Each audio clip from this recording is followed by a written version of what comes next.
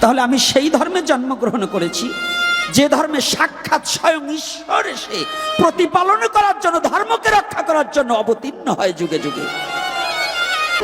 যার যার নিজের ইচ্ছা মতো ধর্ম প্রচার করে আমরা হেয়পূর্ণ হয়ে গেছি, আমরা সংখ্যালঘু হয়ে গেছি। আমাদের পার্শ্ববর্তী একটা ধর্ম আছে, আমরা যারা ভারত বাংলা উভয়ই পাশাপাশি বসবাস করে আসছি, ইসলাম ধর্ম। ইসলাম ধর্মে তাদের নবীকে, দিনে নবী মুহাম্মদ সাল্লাল্লাহু আলাইহি সাল্লামকে বলা হয় আল্লাহর দোস্ত। তার পাশে আর একটা ধর্ম আছে খ্রিস্টান। খ্রিস্টানদের যিশুকে বলা হয় ঈশ্বরের পুত্র, আর আমার ভগবান কৃষ্ণকে বলা হয় সাক্ষাৎ স্বয়ং ঈশ্বর, স্বতন্ত্র ঈশ্বর, পরতন্ত্র নয়। হরিবল। স্বতন্ত্র নয় পরতন্ত্র, কোনটা? কৃষ্ণ স্বতন্ত্র ঈশ্বর না পরতন্ত্র? জোরে হবে, সাউন্ড জোরে হতে হবে। স্বতন্ত্র তো, একলা ঈশ্বর কৃষ্ণ আর সব ভিত্ত। যারে জইছে করায় নিত্য, সে তৈছে করে নিত্য। আমি বলছি না, শাস্ত্রকার বলছে। কে বলছে? একলা ঈশ্বর কৃষ্ণ। ব্রহ্মা তার ব্রহ্মসংহিতায় নির্দেশনা দিলেন, ঈশ্বর পরম কৃষ্ণ সচ্চিদানন্দ বিগ্রহ, অনাদির আদি গোবিন্দ সর্ব কারণের কারণম।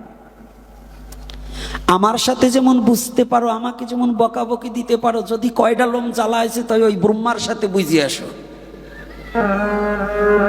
এই আমরা যারা ঈশ্বর ভগবান দাবি করছি, ব্রহ্মায়ের একটা কেউ বলে নাই। বলেছে বাবা? এই বলেছে? তাহলে এখানে কি বললেন? কৃষ্ণ শুধু কৃষ্ণ নয়, ঈশ্বর পরম কৃষ্ণ। আর এক জায়গায় বললেন কি? একলা ঈশ্বর কৃষ্ণ। তাহলে আমি সেই ধর্মে জন্মগ্রহণ করেছি যে ধর্মে সাক্ষাৎ স্বয়ং ঈশ্বর এসে প্রতিপালন করার জন্য, ধর্মকে রক্ষা করার জন্য অবতীর্ণ হয় যুগে যুগে। কোনো ভায়া নয়, কোনো দালাল পাঠাতে হয় না, কোনো ভায়া পাঠাতে হয় না, কোনো মাধ্যম পাঠাতে হয় না। এই সনাতন ধর্মকে রক্ষা করার জন্য সাক্ষাৎ ঈশ্বর নিজেই যুগে যুগে অবতীর্ণ হয়েছে। কথাটা কি বুঝতে পেরেছি কিনা? এখন তো হ্যাঁ বলেন, আর যে সময় শয়তানের দলে দাবর মারে সেই সময় তো আপনার কাছা দিয়ে পলান। ওইরকম পলালি কাজ হবে না। কথাটা একটু বোঝার চেষ্টা করতে হবে।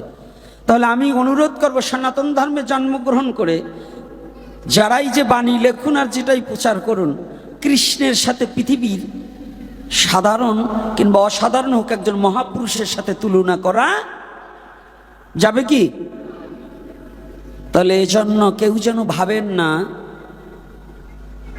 যে একজন একটা কথা বললে তার বিপরীত কিছু করব না। কাউকে রাগ করার জন্য নয়, কাউকে, আমরা সনাতনী, কিন্তু সনাতনের মূল একটা তত্ত্ব থাকতে হবে। কিন্তু আমাদের এলোমেলো হয়ে গেছে। যার যার নিজের ইচ্ছা মতো ধর্ম প্রচার করে আমরা হেয়পূর্ণ হয়ে গেছি, আমরা সংখ্যালঘু হয়ে গেছি। এইটা থেকে রোধ করতে হলে যদিও নিজের বিবেকের কাছে প্রশ্ন করুন। শিক্ষাগত যোগ্যতা আপনারা অর্জন করেছেন, আগে এত শিক্ষিত ছিল না, কিন্তু মানুষের বিবেকটা খুব পরিষ্কার ছিল। আর এখন আক্ষরিক শিক্ষা বেড়ে গেছে, কিন্তু বিবেক জঘন্যতম হয়ে গেছে। বিবেকটা জঘন্যতম হয়ে গেছে। বিবেকটাকে যেন হত্যা না করা হয়। কষ্ট পাচ্ছেন নাকি বৈষ্ণবগণ? আমি একটু কথা কিন্তু একটু চাচাছোলা বলি, আমার আবার তো মিষ্টতা নেই। আমার শুভঙ্কর বাবা হরিকথা বলতে গেলেই যেন একেবারে ভক্তির মূরতি। তো হ্যাঁ, পাগলটা ভালো ভক্তির মূরতি।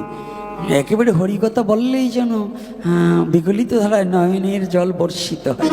খুব ভালো, উত্তম। আর আমারে ভগবান দুটো নয়ন দিয়েছে একেবারে শুষ্ক, চৈত্র মাসে ফাল্টা ধরা নদী, এতে আর জল ঠল নেই।